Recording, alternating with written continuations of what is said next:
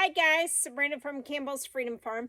And remember I did the video with the leftover sprouted potatoes.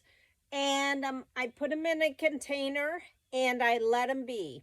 And the reason I want to do that and not keep adding dirt is I want to show you why trenching or mounding is really important to get the most out of that one sprouted potato. So I have the bucket and I'm going to just put the camera on there so you could see it.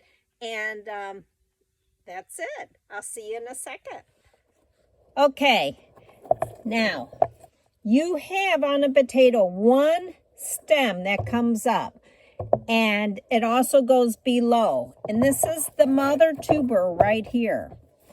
And coming out of this is really not roots. These are called stolons. And these stolons, these growth coming out, that's where the potatoes come from. From this stolon will become a potato.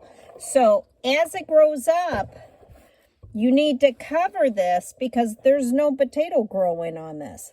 So you just keep adding dirt gently.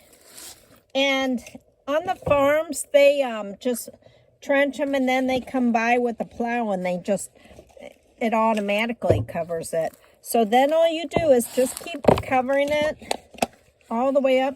Maybe it's easier to use my hands. And then those stolons will start producing potatoes. That's why it is important to trench or to mound if possible. You can't always though. So, and that's it. You just keep doing that.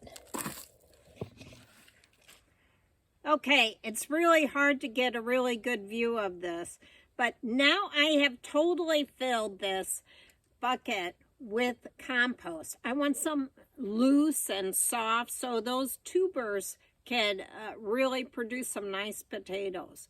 So that's why it's important to trench it or to mound it. Now, do you have to? No.